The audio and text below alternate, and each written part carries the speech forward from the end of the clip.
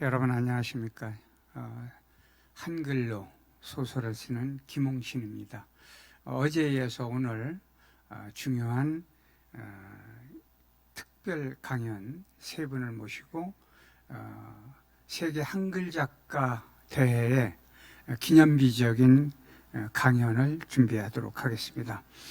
코로나19 사태로 우리 세계 한글 작가 대회도 비대면으로 진행을 하기 위해서 진행석과 객석에는 아크릴 가림막으로 방역 준칙을 철저히 지키고 있습니다. 또한 출입할 때도 아셨겠지만은 열 감지기 통과하고 소독대를 또 통과하는 3중 방역 상태에서 이 회의를 진행하고 있습니다. 특별 강연 하시는 분은 강연 때만 마스크를 벗고 그 이외에는 모두 마스크를 착용하도록 하겠습니다. 오늘 첫 번째 특별 강연 연사로는요, 권재일 박사님이신데 서울대학교 명예교수시고 한글학회 회장, 또 제8대 국립국어원 원장을 역임하셨으며 결의말 큰사전 편찬위원회 어문규범 단일화 위원장을 지내셨습니다. 2003년과 2004년에 국립국어원 남북 언어학자 간 교류를 시작하셨는데 남북의 어문 규범 통일, 언어 전산화, 지역 방언 보존 등을 심도 있게 논의하셨죠. 그리고 2005년에는 민간의 결의말 큰사전 편찬위원회가 조직되면서 어문규범 단일화 위원장 자격으로 2009년까지 북한과 공동 실무 작업을 하셨습니다. 남북 국어학자 교류에서 정부 민간 두 축에서 참여한 유일한 우리의 귀중한 학자십니다. 오늘의 주제는요, 소통의 문자, 한글 그 창제에 담긴 뜻이란 주제로 특별 강연을 먼저 시작하겠습니다. 권 박사님 부탁드립니다.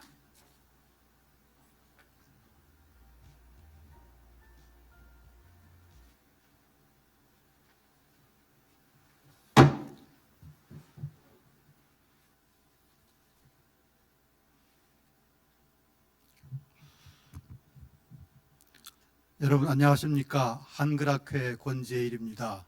오늘 6번째 맞이하는 세계 한글 작가 대회를 마음 깊이 축하합니다. 그리고 온 세계에서 한글로 문학 활동을 하시는 여러분들을 이렇게 뵙게 돼서 대단히 반갑고 기쁘게 생각을 합니다. 문학은 언어의 예술이라고 얘기를 하고 있습니다. 언어는 그러나 시간과 공간의 제약을 많이 받는 청각적인 기호체계입니다. 그래서 인류가 발명해낸 것이 바로 그것을 극복하기 위해서 글자라고 하는 것을 만들었습니다. 한국어를 적는 글자가 바로 한글입니다. 여러분들은 오늘 저와 영상으로 얼굴을 맞이하고 있는 여러분들께서는 한글로서 문학활동을 펼치고 계십니다. 그래서 오늘 제가 말씀드리는 것은 이러한 한글, 즉 훈민정음이 소통의 글자로서 창제된 배경에 담긴 뜻을 한번 살펴보고 앞으로 그 뜻을 발전시켜 나갈 방향을 한번 모색해 보고자 합니다. 한글이라고 하면은 우리 모두 대단히 조직적이고 과학적으로 창제되었다고 얘기를 해서 대단히 자랑스럽게 생각을 합니다. 그러나 저는 무엇보다도 우리 한글이 자랑스러운 것은 다음과 같은 세 가지를 갖추고 있는 이 세상에서 하나밖에 없는 글자라고 하는데 저는 자긍심을 가지고 있습니다. 그 이야기부터 시작을 하겠습니다. 한글은 세 가지, 즉 만든 때가 정확하게 알려져 있고, 두 번째 만든 사람이 누군가가 정확하게 알려져 있고, 세 번째는 무엇보다도 중요한 것인데 글자를 만든 원리를 적은 책이 있고 그 책이 지금까지 우리에게 전해오는, 즉 이 세 가지를 갖추고 있는 이 세상에서 하나밖에 없는 글자라는 점에서 대단히 자랑스러운 글자라고 아니할 수 없습니다. 만든 때는 여러분들이 잘 아시다시피 1443년 음력 12월에 창제되었죠. 그리고 2, 3년 이후에 1446년 음력 9월에 반포를 한 글자입니다. 그래서 만들고 그것을 반포한 날짜가 정확하게 알려져 있는 그런 글자입니다. 우리가 한글날을 지난 10월 9일 날 기념을 했습니다. 이 한글날은 결국 무엇을 기념하는 날이냐면은 훈민정음을 반포한 날을 기념하는 것이죠. 훈민정음을 반포한 것이 실록의 기록에 보면은 1443년 음력 9월로 되어 있어서 그것을 양력으로 환산해서 10월 9일로 결정해서 1940년 그것을 확정하고 45년에 광복이 되면서 기념식을 올해까지 해오고 있습니다. 북한에는 한글날이 있을까요? 잘 아시겠지만 북한에는 한글날이 없습니다. 그 대신에 조선 글자 창제 기념일이 있습니다. 창제는 아까 제가 1443년 음력 12월에 창제했다 했죠. 그래서 북한은 그것을 양력으로 환산을 하면은 1444년 1월 달이 되는데, 그래서 매해 1월 15일에 조선 글자 창제 기념일을 정해서 기념하고 있습니다. 그래서 앞으로 남북 통일이 되면은 어느 날을 기념할 것인가 가끔 걱정하는 분인데, 걱정할 필요 없이 창제 기념일 1월 15일도 기념하고 한글날 10월 9일도 기념하면은 훨씬 더 한글에 대한 가치를 더 높이지 않을까, 그런 생각을 해봅니다. 두 번째 자랑이 앞서 말씀드리기를 만든 사람이 알려져 있다라고 했습니다. 잘 아시다시피 세종대왕이 직접 한글을 창제했다 하는 것이 기록 그대로입니다. 친제라고 얘기를 하죠. 시중에 보면 가끔 그 훌륭한 글자가 어떻게 왕이 만들 수 있느냐라고 의심을 하면서 아마도 지편전 학자들이 만들었을 것이다, 아니면 어떤 신하가 만들었을 것이다, 아니면 어떤 스님이 만들었을까, 이런 여러 가지 추측이 있는데 우리는 기록을 당연히 믿어야 되죠. 왜냐하면 한글 창제 이후에도 세종대왕이 이런 업적을 보면은 충분히 그럴 능력이 있다고 하기 때문에 의심할 필요가 없습니다. 흔히 기록에 잘 안 나타나 있다고 하는데, 그때 당시 세종대왕께서는 신하도 몰래 비밀리에 만들기 때문에 기록에 정확하게 남아있지 않습니다. 그런 배경은, 시대적인 배경은 따로 설명하지 않아도 아시겠지만은 아무튼 세종대왕 친제라고 하는 즉 만든 사람이 알려져 있는 글자라고 볼 수 있겠죠. 이 두 가지도 사실 중요하지만은 가장 중요한 것은 세 번째, 만든 원리를 적은 책이 있고 그 책이 지금까지 전해 내려온다라고 하는 사실입니다. 즉 여러분들이 잘 아시는 훈민정음 해례 또는 해례본이라고 하는 것이 있지 않습니까? 1940년 안동에서 발견되어서 온 세상에 알려진, 즉 해례라고 하는 것은 해는 풀이, 레는 복이잖아요. 세종대왕께서 훈민정음을 만들어서 그 내용을 풀이하고 보기를 들어둔 책이 바로 훈민정음 해례라고 볼 수 있습니다. 이 세상에서 글자를 의도적으로 만들고 그리고 그것을 적은 원리를 적은 책은 이 책밖에 없습니다. 그만큼 가치가 있는 문헌이라 할 수 있겠죠. 그래서 대한민국 국보로 정해져 있고, 거기에 그치지 않고 1997년 프랑스 파리에 있는 유네스코에서 이것을 세계 기록 유산으로 등재를 했습니다. 등재 이유는 대강 다음과 같이 적혀 있습니다. 이 세상에서 글자를 만든 원리를 적은 하나밖에 없는 책이기 때문에 이 책을 세계 기록 유산으로 등재한다라고 되어 있습니다. 이만큼 유네스코가 기록 유산으로 정한 만큼 훈민정음 해례의 가치는 대단하다고 볼 수 있습니다. 그런데 여기서 대부분 잘 아시지만은 흔히 혼동하는 경우에 있어서 한 말씀 드리고 가겠습니다. 훈민정음은 뜻이 두 가지가 있습니다. 첫째는 우리가 한글과 같은 뜻으로 글자를 가리키는 이름으로도 쓰이고, 두 번째로는 방금 말씀드린 훈민정음 해례라는 책을 가리키는 이름이 또 있습니다. 그러니까 우리가 훈민정음이란 말을 쓸 때는 이것이 글자의 이름으로 쓴 것인가 아니면은 책 이름으로 쓴 것인가를 분명히 구별할 필요가 있습니다. 오늘 제가 말씀드리는 훈민정음은 글자의 이름이죠. 그런데 1997년에 유네스코에서 훈민정음을 세계 기록유산을 정했을 때 우리나라 신문이 굉장히 큰 오보를 했습니다. 뭐냐면은 너무나도 기쁘고 흥분한 나머지 한글이 세계 기록유산이 되었다고 보도를 했습니다. 한글이라는 글자를 정한 것이 아니라 훈민정음 해례라는 책을 기록유산으로 등재를 한 것이죠.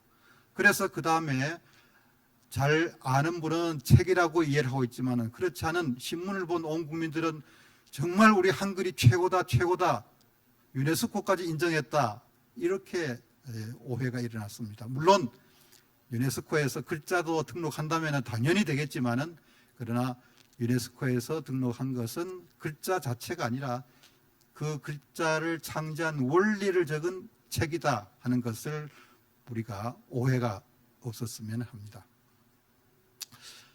지난달 9월 8일이 무슨 날인지 혹시 기억하십니까? 이날은 유네스코가 정한 세계 문해의 날입니다. 문해란 말이 조금 이해가 안 되면 문명의 반대라고 이해를 하면 좋겠습니다. 문명은 글자 모르는 거잖아요. 아직도 이 세상에 많은 민족, 많은 사람들이 글자 생활을 못하고 있습니다. 현대가 정보화의 사회인데 글자 없이 정보화는 이루어질 수 없지 않습니까? 그래서 그런 사람들에게 글자를 가르쳐주기 위한 활동을 유네스코에서 활발하게 펼치고 있는데 그것을 더욱더 활성화하기 위해서 9월 8일을 세계 문해의 날로 정해서 여러 가지 다양한 행사를 펼칩니다. 그 가운데 하나가 한 해 동안에 세계 문명 퇴치에 힘쓴 개인이나 단체를 뽑아서 상을 줍니다. 그런데 그 상 이름이 뭐냐면은 세종대왕 문해상이라고 이름을 붙이고 있습니다. 그래서 올해는 영국의 어떤 단체하고 네팔의 한 개인이 받았는데 그것은 뭐냐면은 세종대왕이 어린 백성이 글자 생활하도록 문명 타파에 힘쓴 그 공헌을 인정해서 상 이름을 세종대왕 문해상으로 해서 상금도 주고 올해는 이분들이 못 왔지만은 매해 한글날 한국의 초청을 받아서 한글날 기념식에 참석하고 또한 한국의 문화유산을 관람하고 가는 그런 상 이름이 바로 세종대왕 문해상이라고 말씀드릴 수 있습니다. 이것은 바로 무엇을 의미하느냐면은 우리 한글 그리고 세종대왕이 만든 훈민정음이 바로 온 백성이 글자 생활을 편하게 할 수 있도록 했다라고 하는 정신을 유네스코가 인정한 것이라고 볼 수 있습니다. 말씀이 길어졌습니다만 저는 한글이 너무 자랑스러워서 그냥 자랑스러운 것이 아니라 지금 말씀드린 이 세상에서 하나밖에 없는 만든 날짜가 알려져 있고 만든 사람이 알려져 있고 세 번째 만든 원리를 적은 책이 있다고 하는 이 한 가지만 봐도 한글은 대단히 우수한 글자라고 자랑할 수 있겠습니다. 이 한글을 사용해서 문학 활동을 하시는 여러분들이야말로 역시 자랑스럽지 않을 수가 없습니다. 그래서 여러분들은 한글로 문학 활동하는 것을 지금보다도 더 높은 자긍심을 가지고 우리 한국어와 한글을 빛내주시기를 감히 부탁의 말씀을 올립니다.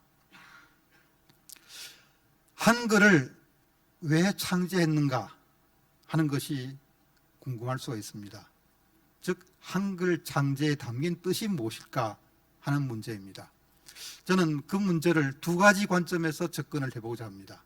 첫째는 언어학 또는 문자학적인 측면, 두 번째로는 세종대왕의 측면, 이 두 가지에서 말씀을 드리고자 합니다.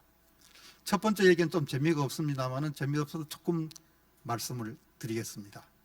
왜냐하면은 언어학은 문학에 비해서 엄청나게 재미없는 그런 분야지 않습니까? 약간 재미없는 시간을 가지도록 하겠습니다. 글자는 여러 가지가 있는데 대개 글자가 없는 민족도 아까 언어가 가지는 시간적, 공간적 한계를 극복하기 위해서는 글자가 필요하잖아요. 그래서 글자가 없는 민족은 두 가지 길이 있습니다. 첫째는 새로 만들거나 아니면은 이웃 나라에 이렇게 살펴보고 글자가 있으면은 빌려오는 겁니다. 우리는 이웃에 한자라고 하는 것이 있어서 그것을 빌려다가 처음에 글자 생활을 했습니다. 그런데도 불행하게도 한자를 쓰는 데는 여러 가지 어려움이 있었습니다. 왜냐하면 중국어와 한국어의 구조적인 차이 때문에 그렇습니다. 어휘적인 차이, 문법적인 차이가 있었는데 중국은 대부분 단어가 한 음절입니다. 하늘 같으면은 천, 그 다음에 사람은 인, 바람은 풍, 대개 한 음절로 되어 있는데 우리말의 어휘 구조는 대개 두 음절 이상입니다. 사람, 하늘, 바람. 그래서 중국은 처음부터 한 어휘, 한 글자가 아주 정확한 글자 생활이었습니다. 그러나 우리말에 그것을 가져다 쓴다는 것은 아주 불편했습니다. 다만 의미만 불러올 수밖에 없습니다. 하늘 천자를 써서 이것을 우리가 하늘이라는 우리말로 이해했지 발음은 받아들이지를 못했습니다. 그게 제일 큰 어려움이고, 두 번째 문법 구조가 잘 아시다시피 한국어에는 문법 형태, 어미와 조사라 그러죠. 재미없는 용어를 써서 죄송한데 어미와 조사와 같은 문법 형태가 있는데 중국에는 없지 않습니까? 그래서 우리말에 만약에 사람이 간다 했을 때 이 또는 다 이와 같은 것이 중국에는 없기 때문에 그걸 표기할 방법이 없습니다. 그래서 할 수 없이 음을 빌려다가, 뜻과는 원래 중국의 뜻 글자인데 뜻과는 관계없이 음을 빌려다가 우리말의 어미와 조사를 표기했죠. 그러다 보니까 사람마다 표기하는 글자가 다르고 방법이 다르다 보니까 글자 생활이 대단히 어려웠습니다. 그래서 그 다음에 어떤 걸 생각해냈느냐 하면은 이것을 뜻을 빌려오지 말고 소리만 빌려와서 그것으로서 표기를 해보자. 그래서 다 같으면은 간다 할 때 다 같으면 만을 닫자. 많다고 전혀 관계없지만 그 글자를 빌려다 썼습니다. 그렇게 하다 보니까 숫자가 너무 많고 복잡해지니까 획을 확 추려서 간추려서 써보자. 그래서 다 하는 것은 전역 석자가 두 개인데 하나만 써서 그걸 간다 할 때 다자로 쓰자. 그렇게 해서 만들어 봤습니다. 그러면은 한자를 그냥 쓰기보다는 조금 편리해질 수가 있겠죠. 그런데 거기서 또 문제가 생겼습니다. 일본어하고 한국어를 대조해 보면은 음절 구조가 굉장히 큰 차이가 있습니다. 일본어는 음절이 많아야 100개 정도입니다. 그런데 우리 한국어는 음절이 적어도 2000개가 넘습니다. 그래서 다와 같은 음절 글자를 만들자면 일본 같으면 한 많아야 100개만 만들면은 일본 말을 적는데 아무런 지장이 없습니다. 우리는 우리 말을 아무런 지장 없이 쓰기 위해서는 2000개 이상의 글자를 만들어야 됩니다. 2000개 이상 글자를 만드느니 차라리 한자를 그냥 쓰는 게 더 편할 수도 있겠죠. 그래서 음절 문자화 하는데 한국어는 실패를 하고 맙니다. 일본은 아까 만화의 100개이기 때문에 한 50개, 100개만 만들면 얼마든지 쓸 수 있어서 그때 만들어진 가나, 지금의 가나 있잖아요. 그것이 그대로 정착돼서 일본 글자는 가나 문자, 음절 문자로 성공했고 우리는 실패했습니다. 그래서 앞으로 우리의 글자 생활은 어떻게 할 것인가? 음절을 더 나눈 단위, 음절을 더 나누면은 자음과 모음으로 나눌 수 있잖아요. 그래서 자음 따로, 모음 따로의 글자를 만들어야만 한국어를 표기하는데 알맞은 글자가 된다. 그래서 언젠가 누구라도 글자를 만든다면은 또는 글자를 다른 나라에서 빌려온다면은 자음과 모음이 나누어져 있어 가지고 그것을 조합해서 2,000개 이상의 글자를 만들 수 있는 것이 있어야 한국어의 언어 생활이 가능하다. 이렇게 생각할 수 있습니다. 이것이 언어학적인 이유입니다. 그런 이유가 있었지만은 아무도 만들지를 못했습니다. 그런데 바로 세종대왕이 자음과 모음을 나눈 그 음소문자라고 하는데 그것을 창제하게 이르렀습니다. 그러면 왜 세종대왕이 이런 음소문자를 만들었는가? 그것은 저는 한마디로 말씀드리면은 글자 생활의 평등을 들 수 있습니다. 글자 생활의 평등이라는 것은 모든 사람들이 지식계층이나 그렇지 않은 계층, 지배계층이나 피지배계층 모두가 글자 생활을 해서 요즘 말하면은 정보화에 눈 어둡지 않게 해야 되겠다라고 하는 세종대왕의 백성을 사랑하는 마음, 애민 정신이 있었기 때문에 글자 창제가 가능했다고 저는 믿고 있습니다. 예를 들어서 백성들에게 부모를 공경하고 또 친구 간에 우애 있게 지내고 하는 것을 가르치기 위해서는 어떻게 가르칠 방법이 없습니다. 그래서 세종대왕이 처음에 그림을 그렸습니다. 예, 여러분 옛날에 삼강행실도 이런 거 기억나십니까? 그림을 그려서 해도 잘 이해가 안 됩니다. 그러면은 백성들이 쉽게 배워서 쉽게 읽을 수 있는 글자를 만든다면은 효도도 하고 우애도 다질 수 있겠다. 그리고 내가 어떤 법률적으로 문제가 되었을 때 그것을 글로 써서 직접 발표할 수 있는 그런 것이 된다면은 백성들의 생활이 훨씬 더 나아질 수 있겠다. 그런 뜻이 세종대왕의 쉬운 글자, 배우기 쉬운 글자를 만들어야 되겠다 하는 그런 생각이 싹트게 됐습니다. 세종대왕의 업적이 정치, 군사, 외교, 음악, 농업, 의술 뭐 다양한 방면의 많은 업적을 이루었지만 그 모든 것이 백성을 사랑하는 마음에서 출발됐다고 봅니다.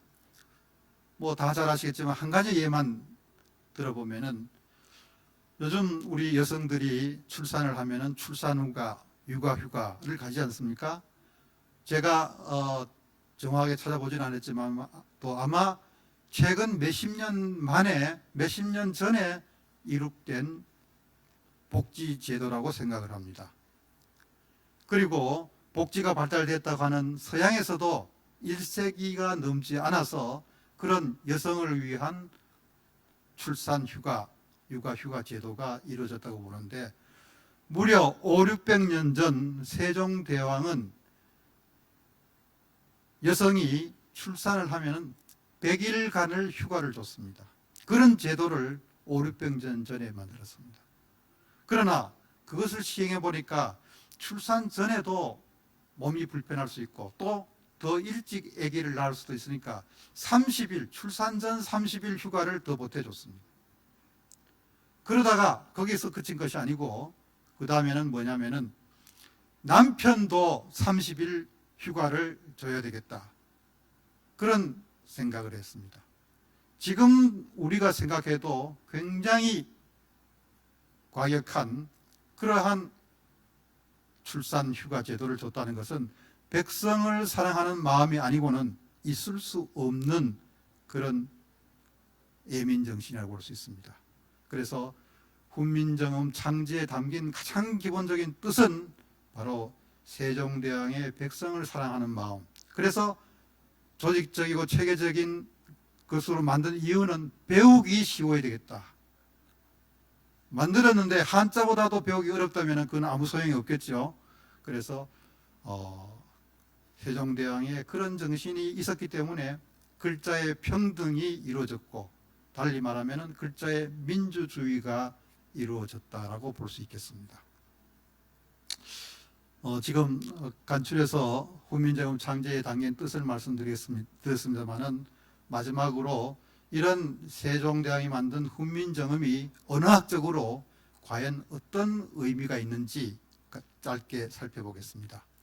2011년에 미국의 언어학자 중에 마가렛 토마스라는 학자가 있습니다. 이 사람이 쓴 책이 뭐냐면은 언어학을 발전시킨 50명, 50인 이런 책이 있는데 그 책은 내용은 2000년 동안 동양서양을 막론하고 언어학의 탁월한 이론을 내세운 50명을 뽑아서 그 업적을 풀이한 책입니다. 플라톤에서도 시작해서 현대 촘스키 이르기까지 동양과 서양의 50명이면 굉장히 적은 숫자잖아요. 거기에 누가 들어있냐면 바로 세종대왕, 언어학자 세종이 포함되어 있습니다. 그것은 무엇을 의미하냐면은 정치가로서의 세종대왕이 아니라 훈민정음을 창제한 원리가 당대의 한국어의 음운 구조를 철저히 연구한 바탕에 거기에 알맞은 글자를 그것을 조직적이고 체계적으로 만들었다고 하는 점, 이것을 높이 평가해서 2000년 동안 전 세계에 유명한 언어학자 50명을 선정하는 데 세종대왕이 들어갔다고 하는 것은 대단히 의미가 큰 것이라고 볼 수 있습니다. 이러한 훈민정음은 여러 가지 언어학적인 의의가 있지만은 무엇보다도 지금 말씀드린 조직적이고 창조적인 것도 중요하고, 또 하나는 처음부터 자음과 모음을 분리해서 만들었다고 하는 점, 대단히 큰 언어학적인 의의입니다. 지금 우리가 쓰고 있는 영어 문자, 로마 문자라고 하잖아요. 이 로마 문자도 처음에는 자음만 만들었던 글자인데 나중에 필요해서 모음이 들어간 것이죠. 그러나 세종대왕은 처음부터 자음과 모음을 따로 만든 이 세상에 몇 안 되는 언어학적으로 대단히 의미 있는 글자입니다. 그리고 모음조화라고 하는 현상을 파악을 해서 모음조화를 글자에 반영을 했습니다. 이것은 전 세계 어떤 글자에도 존재하지 않는 언어학적인 의의입니다. 또 음절, 아까 음절 얘기했는데 음절을 초성, 중성, 종성 셋으로 나누어서 만들었다고 하는 것, 이것도 대단한 과학적인 성과라고 할 수 있습니다. 그리고 방점이라고 하는 거 기억하시죠? 이 방점이라고 하는 것을 만들어서 높은 소리, 낮은 소리, 낮았다가 높아가는 소리, 이것을 방점, 점을 표시해서 우리가 그것을 말소리의 운율적 자질을 하는데 그것까지 표시했다는 점에서 대단히 언어학적인 의의가 높다고 하겠습니다. 그래서 다시금 훈민정음은 언어학적으로도 자랑할 수 있는 글자라고 볼 수 있습니다.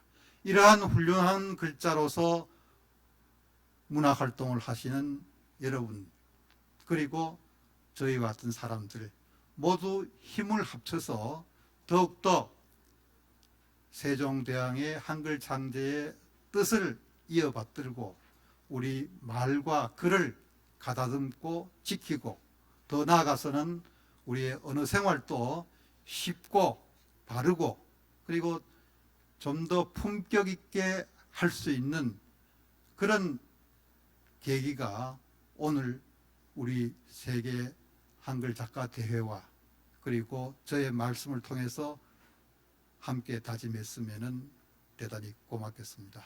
제 말씀을 여기서 줄이겠습니다. 고맙습니다.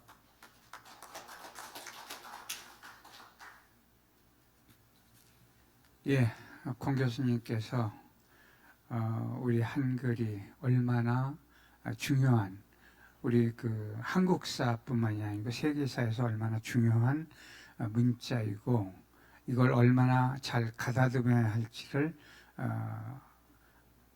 말씀해 주셨습니다.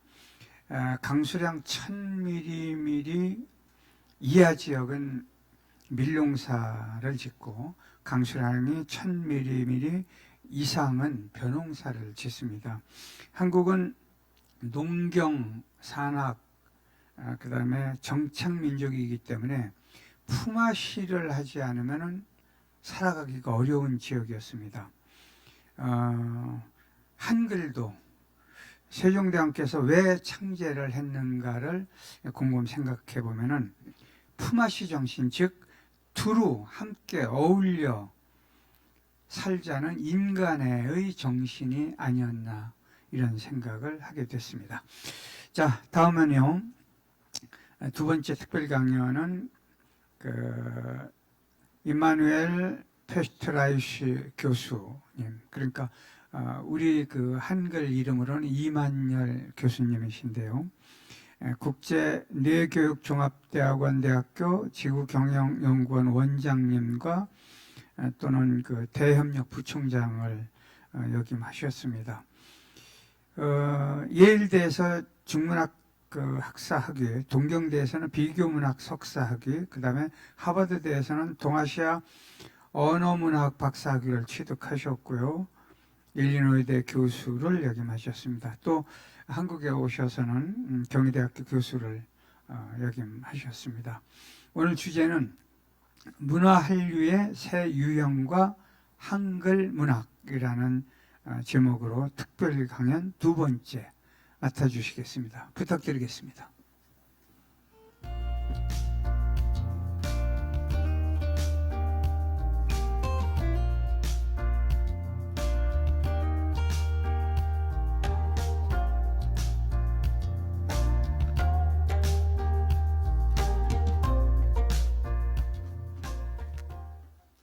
네, 반갑습니다. 됩니까? 네, 이만열입니다.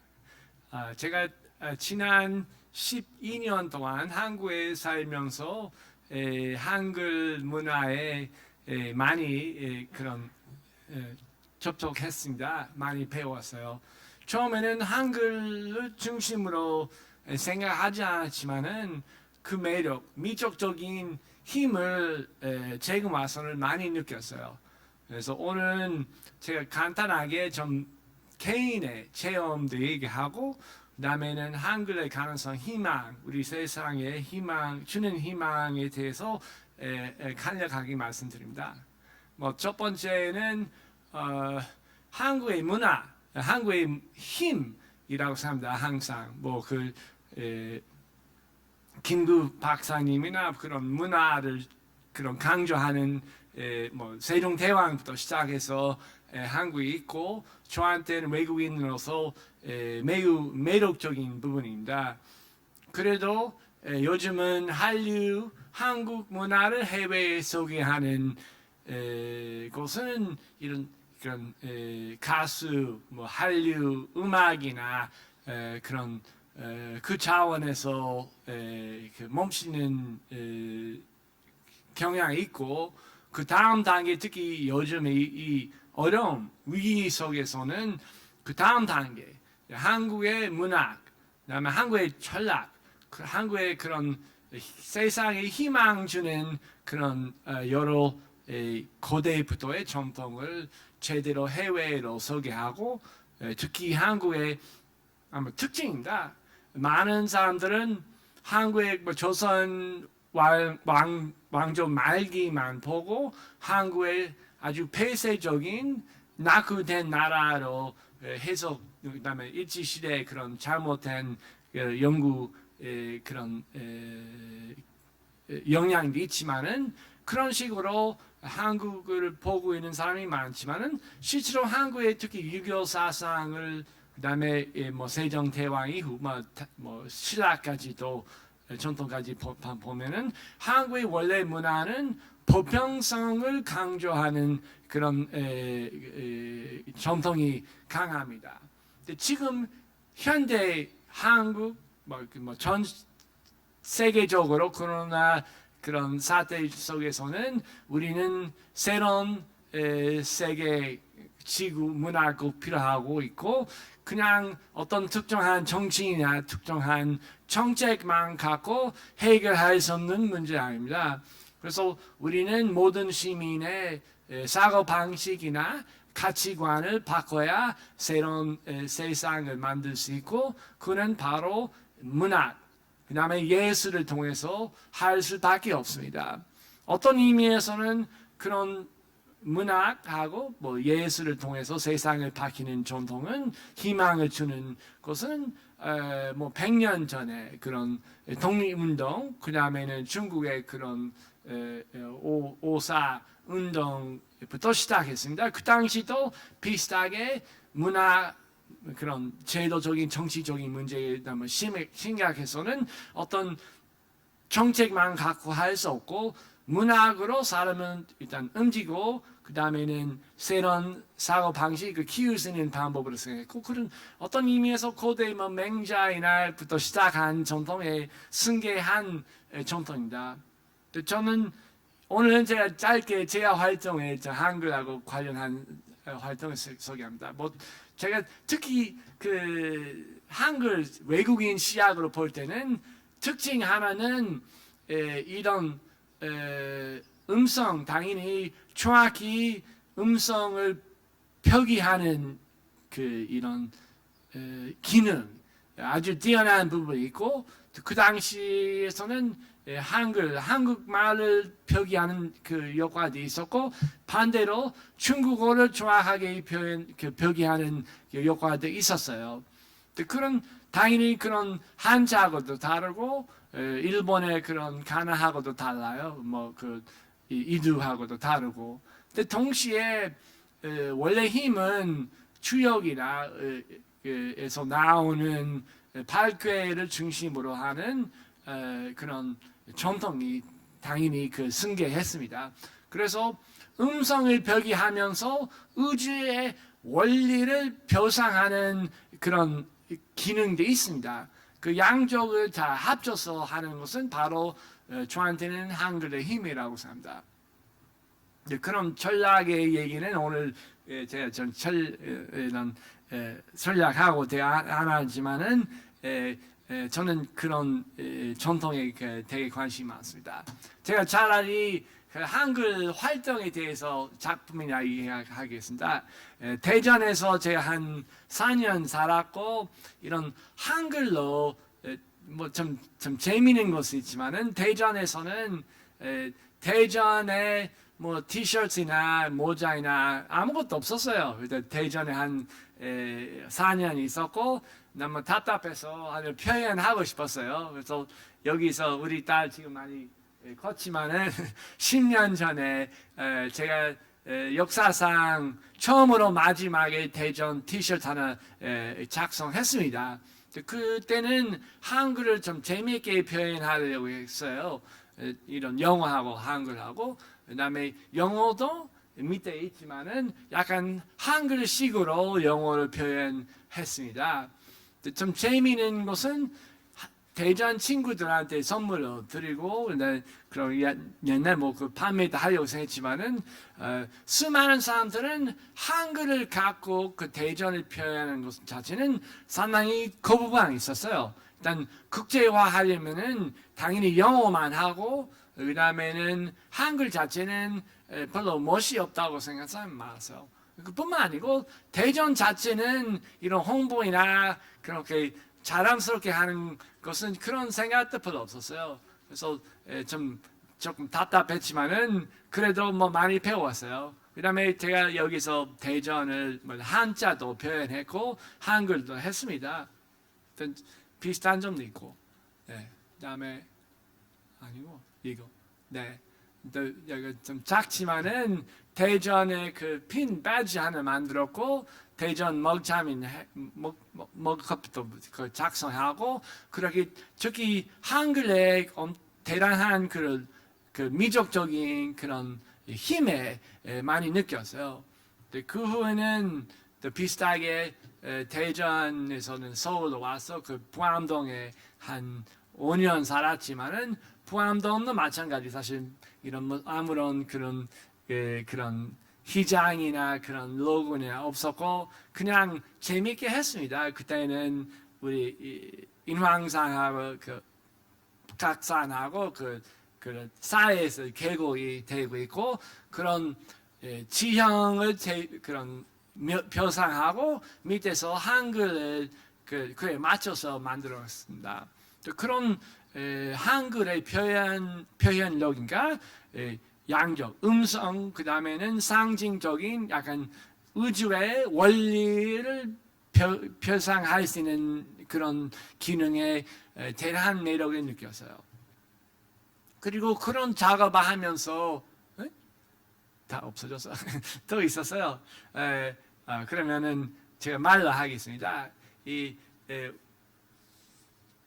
미안해. 원래 있었던 그 파일이 있었지만은 그 없어졌어요. 잃어버렸어요. 영문자도 한글처럼은 제가 표현할 수 있다고 계속 생각했고, 어디 다시 시작할 수 있나요? 예를 들면은 그 스마트폰에다가 다 한글로 쉽게 나눠서 입력할 수 있는 방법이 있지만은 영문자 사실은 E나 A나 비슷하게 가능해요.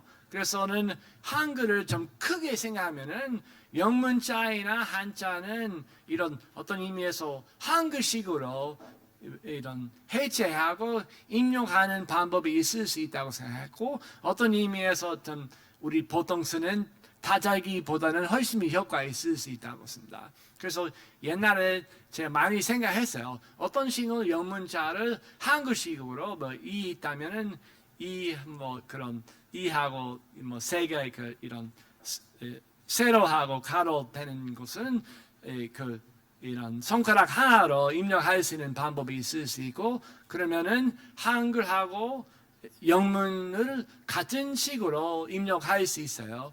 그런 뿐만 아니고 어떤 의미에서는 한자도 옛날에 여러 가지 생각 그런 방법이 있었지만 한자도 한글식으로 입력도 할 수 있어요. 그렇게 하면은 한국의 원래 있는 보편성을 강조하는 이런 전략을 갖고 모든 그런 글자를 한글식으로 입력할 수 있는 이런 방법이나 개발할 수 있고, 그는 한국뿐만 아니고 전 세계 문화에서 큰 공헌도 될 수 있다고 항상 생각해 왔습니다. 오늘은 제가 자료 좀 많이 부족해서 그렇지만은 한국하고의 체험에 대해서 얘기하고 마지막에 잠깐 자기 소개도 하겠습니다. 원래는 학부 때는 중국 문학을 전공했습니다. 특히 중국의 문자, 한자부터 시작했어요. 사실은 중국어 오늘 발음이 배우기 전에는 먼저 한자에서 많이 배웠어요. 그런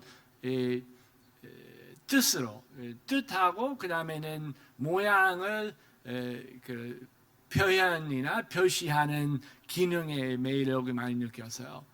그 다음에 대학교 졸업하고 일본을 한 6년 동안 유학했고, 일본의 가나, 히라가나, 가타카나, 그 다음에 원래 이두에서 배웠던 이런 대체 그런 한자를 발음의 표현으로 쓰는 그런 방법이나 그런 글자, 문자의 그런 방법론에 더 많이 접촉해서 배웠습니다. 마지막에서는 한국은 전공 아니었고 우연히 공부 시작하고 1년 동안 교환 학생 왔습니다. 그때부터는 한글을 처음으로 제가 일단 만났어요. 처음에는 깊이 생각하지 않았지만은 갈수록은 이렇게 원리를 하고는 과학적인 접근법하고 음성을 정확하게 표기하는 그런 양쪽의 그런 기능에 대단히 힘이 느꼈고, 그 다음에는 예술적인 미적적인 표현으로도 예술품으로 볼 수 있고 그런 많이 느꼈어요. 특히 제가 17세기, 18세기에 원문 소설, 한글 소설을 조금 연구했습니다. 그때는 고대 17세기, 18세기 그런 한자의 소에 가까운 아주 아름다운 새로운 세상을 발견했습니다. 사실 요즘은 항상 잘 모르는 또 하나의 전통이 있습니다. 그쪽에서 많은 이런 감명 받아서 가끔 자기 작품도 만들어서 그때부터. 네, 오늘은 이런 좋은 기회 주셔서 고맙습니다. 감사합니다.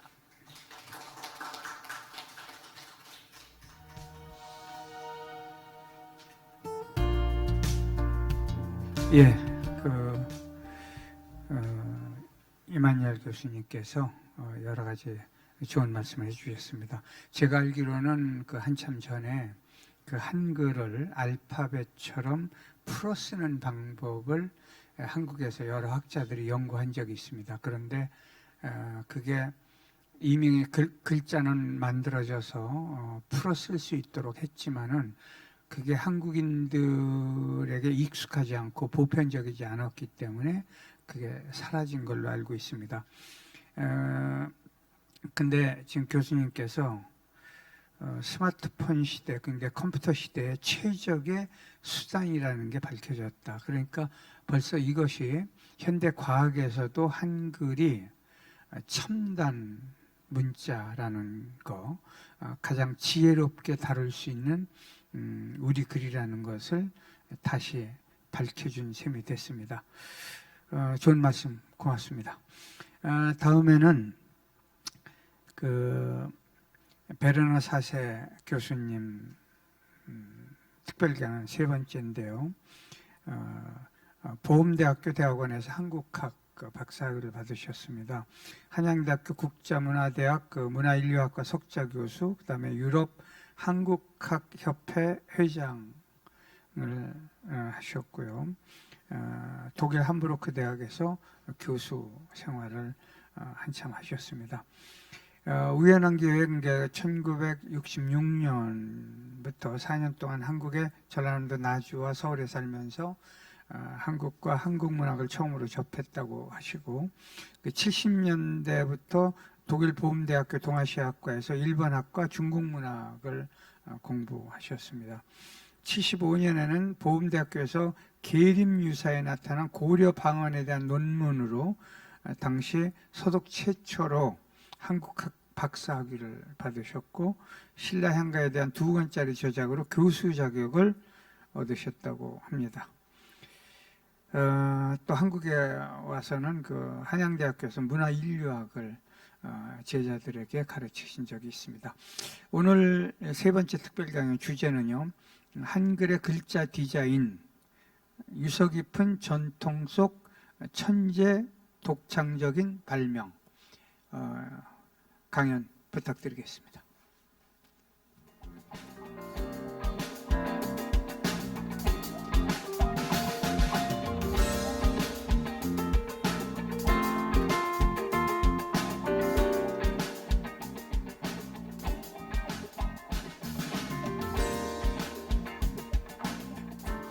감사합니다. 네, 안녕하십니까. 지금 소개받은 사스라고 합니다. 나 오늘 왜 이 제목 선택했냐고, 우리 권 선생님도 말하시다시피 한글에 대한 자랑이 해야 된다. 그러나 그 외에는 자랑스러운 일 두 가지가 있는데, 하나는 그 과학성 강조해야 되고, 그리고 그 과학,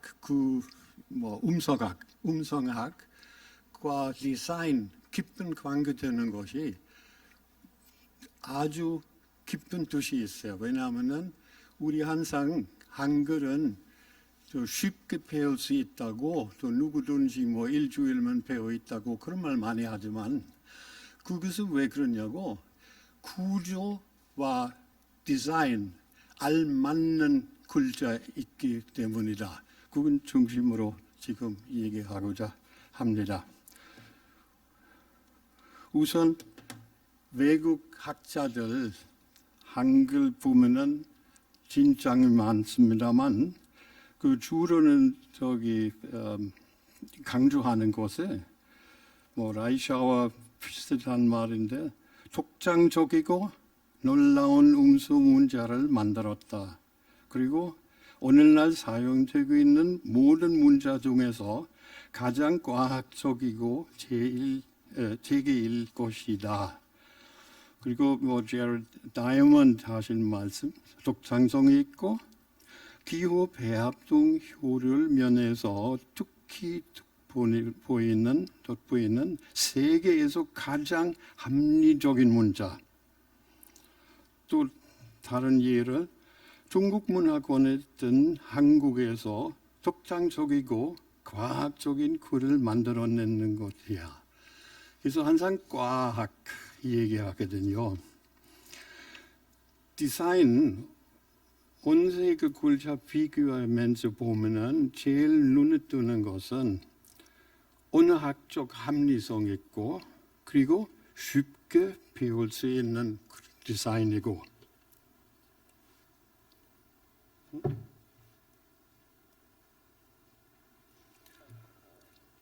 그리고 문화적으로 보면은 한글은 동양 철학 바탕으로 사회적 책임, 언어학적 방법론 결합시켰던 세계 유일한 문자 체계이다. 그 훌륭한 디자인 강조하면 한국 말 발음과 한문 발음은 정확하게 나타내는 글자이고 다시 말하면 강조하면은 한국말과 한문 그때는 한국에서 이 두 언어가 유행했는 그 분석 기본으로 만들었습니다. 한글 신발명의 근거는 한국말 발음과 한문 발음. 다시 말하면 세종대왕이 국제 알파벳 방문하고 싶지 않았습니다. 한국말 또는 한문 표현하기 위해서 만들었습니다.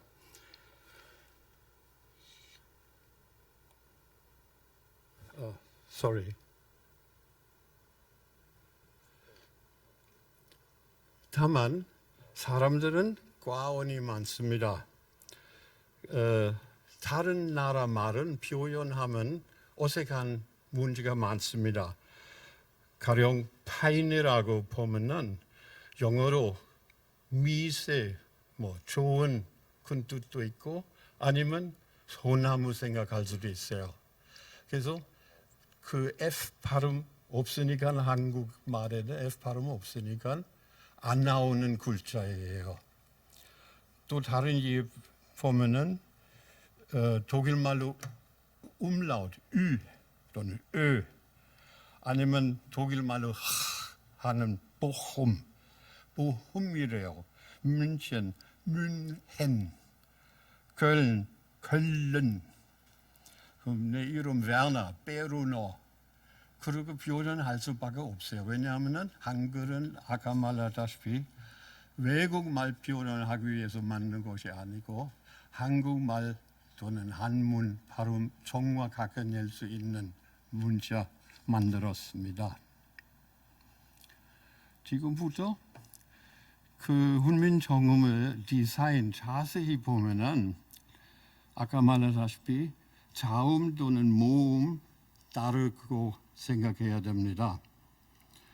언어학상으로 자음은 음성 기관 또는 조응 방법 따라 만들었습니다. 그리고 분류는 오행어로 분류했습니다. 모음 그 반대로 아까도 권 선생님도 말하셨지만 바울 하모니 쪽이 모음 조화 잘 표현하는 철학적으로 음양 기본으로 만들었습니다. 이렇게 보면은 한글과 우리 세계 근본적으로 똑같습니다. 제국도에서 보면은 모음은 음양 따라가고 그 다음에 자음은 오행을 따라갑니다. 나 밑에 잘못 써서 우주의 근원은 한술문은 안 돼, 한글의 근원 같다고 이 말을 참 미안합니다. 모음 조화 모음 조화 분역하면은 기본적으로 전지인 역학적으로 삼체에 따라갔습니다. 그리고 음양의 재미있는 점은 양은 천, 상하고 우 오른쪽. 그리고 음은 하 밑에 또 좌. 그래서 글자는 양성 글자 오하고 아는 위에 또 위에 또는 위에 한 점 또 조금은 그 오하고 아 나옵니다. 요하고 야도 한 점 보면은. 그리고 음정은 밑에 하고 좌쪽 그 점 떴습니다. 그래서 디자인하고 그 철학적인 기본 똑같은 말. 그리고 그 다음에 기본 자음 보면은 음성 기관에 따라갔습니다. 혀부리가 목구멍을 막는 기억, 혀가 위에 잇몸에 닿는 현상은 니은. 다 아시는 사실이지만 그것은 아주 독특한 생각이었습니다. 그리고 분류하면은 또 다시 오행 따라갑니다. 자음의 분류 오행이야.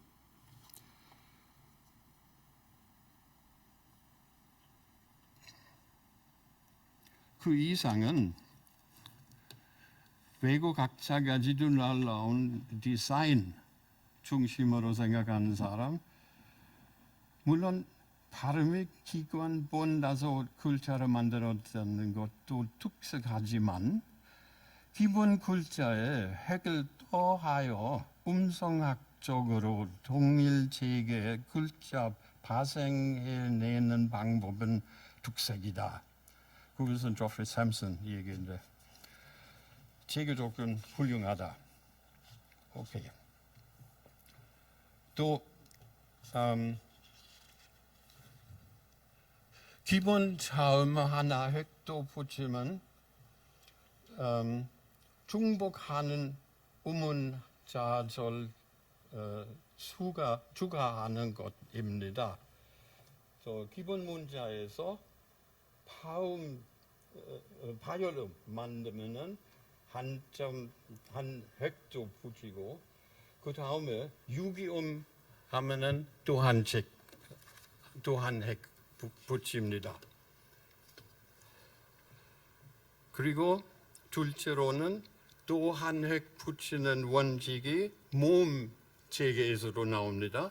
기본 모음에 하나 획을 더하면은 중복하는 음운 자절이 추가하는 요타, 아에서 야, 오에서 요 또 붙이는 것이에요.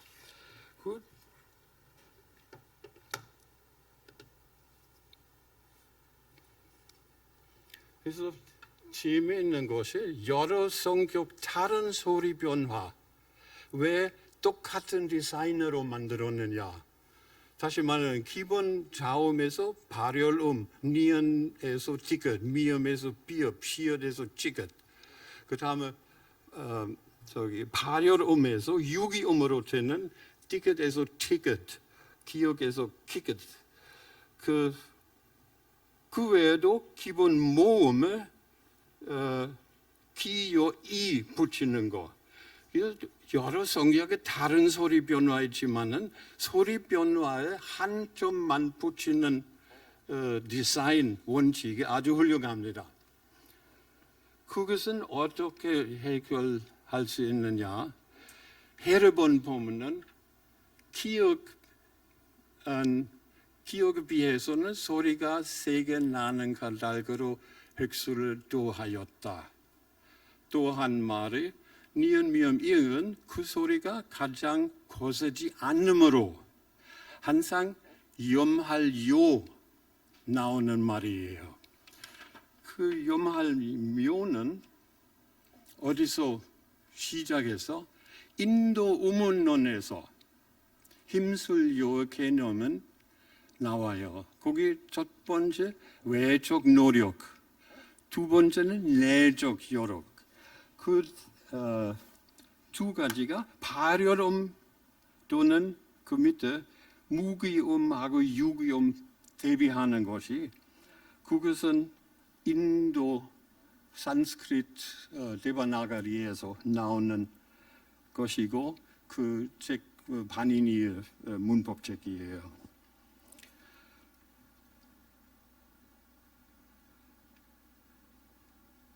또 한 가지 음절의 구성, 아까도 그런 얘기했지만은 세 가지 구성 요소: 초성, 중성, 종성. 초성은 자음, 중성은 모음, 종성은 초성 자음과 같이 아주 중요한 새로운 디자인이에요. 이거 또 한 가지는 변이 절차적인 형태 변화, 복합 한자 소법에 따라 왼쪽에서 오른쪽으로, 그 다음에 위에서 아래로, 또 사각 네모 모양으로, 그리고 그 크기는 한국말 음절과 한자 똑같은 사이즈로 만들었습니다. 다시 인도 음성학과 한글 디자인인 보면은 원래 우리 지금 가나다 순으로 하지 않습니까? 그러나 원래는 그건 그렇게 하지 않았어요. 훈민정음에서 기역, 키역, 이응, 티켓, 티켓, 니은, 그것은 데바나가리 순서 똑같습니다. 또 한 가지는 한글의 디자인 근본 찾으면 박바 문자 영향이 있다고 보는 학자도 있습니다. 게리 레디엇 그런 사람들.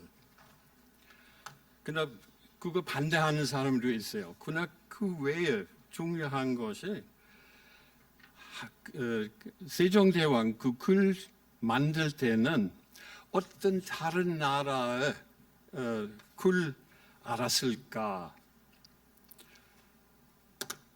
한글과 이웃 나라 문자 관계 보면은 인도에서 벌써 자음하고 모음 구별했어요. 왜냐하면 데바나가리에서 그 음절이 주로는 모음 가지고 있는데 다른 모음 나올 때는 또 다른 사인 하나 붙여요.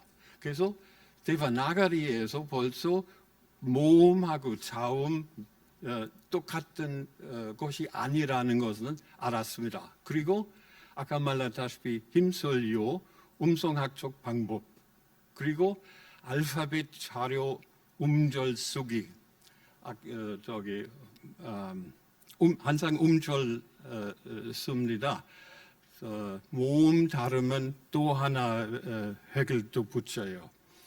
그리고 중국에서는 성모하고 운모 구분했는데 거기도 앞에 나오는 첫 소리 자음이 나옵니다. 그러나 문제는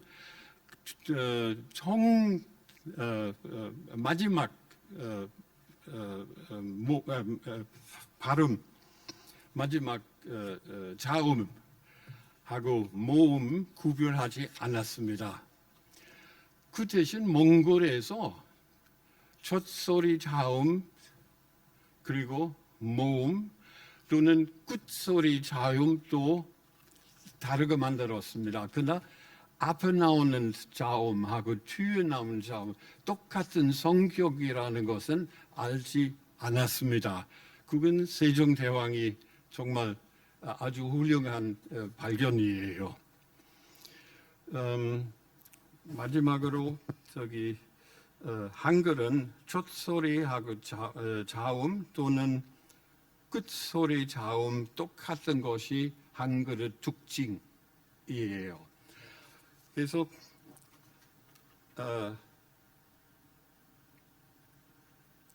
절차법에서 보면은 원래 한글은 훈민정음은 단어 바탕이 되는 형태소가 아니라 소리 나는 대로 음절을 적는 음성이에요. 바람이 지금은 바람하고 이 따라 쓰지 않습니까? 형태소로. 그러나 원래는 발음 따라 바람이 썼습니다. 그것은 몽고 언어 글자도 마찬가지야. 가령 우선 두 음절인데 뭐지?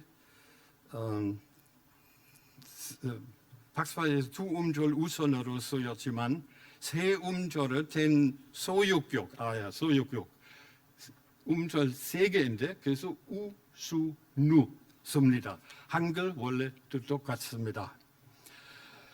마지막으로 난 지금 인도 언어학 바탕은 강조했습니다. 혹시 세종대왕 그걸 정말 알았을까? 세종대왕 알았습니다. 왜냐하면은 해례본에서 정인지가 아주 시다운 말 하나 했어요. 바람 소리, 하교 울음 소리, 닭 우는 소리, 개 짖는 소리 할지라도 모두 이 글자를 가지고 적을 수 있습니다. 그런 말 나옵니다. 그 말은 어떻게 언급했는가? 정자오 진린듀에 질음약 12세기 책 하나 있는데 그것은 그 정자오 거의 똑같은 말을 했습니다. 바람 소리, 하계 울음소리만 바꿨어요. 그래서 난 이렇게 보고 있습니다. 세종대왕이 그 유학 강조하는 나라에서 불교 자체 좋아했지만은 공식적으로 표현할 수 없었다. 그래서 이 정자오 그 바람 소리 나오는 말 이전에 보면은 거기 인도 철학은 인도 음성학에 제일 잘하는 사람들 불교 선림사 그런 말이 있어요. 그래서 정인지가 이 글자 언급하는 게 아는 사람들은 그 인도의 전통 알기 위해서 그러나 직접적으로 얘기하지 못했고 그래서 이를 간접적으로 말했어요. 그래서 내가 한글의 자랑스러운 사실 독창적이고 물론 그러나 그 언어학적 전통 보면은 인도에서 중국 걸쳐 중국에서 조금 거치고 중국에서 한국어 올 때 또 중국말하고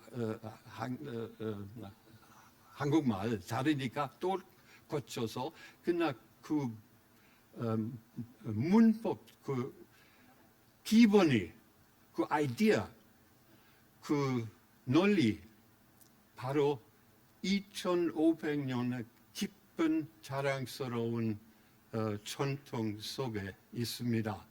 그렇게 보면은 데바나가리에서 나오는 글 한 50개 정도 있습니다. 그 중에 한글은 제일 과학적, 제일 아름다운 꽃 비슷하게 피어있는 꽃 비슷하게 한글 자랑할 수 있습니다. 감사합니다.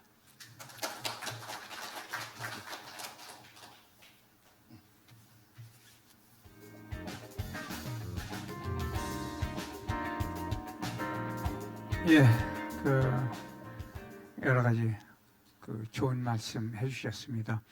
여러분 한 가지 더 말씀을 드리겠습니다. 지금 오늘 그 여러 그 선생님들 교수님들께서 좋은 말씀을 해주셨는데 미처 다 담지 못한 이야기들이 시간 때문에 말씀을 다 못하신 아주 중요한 내용들이 이 제6회 세계 한글 작가 대회 발표 자료 집안에 다 들어 있습니다.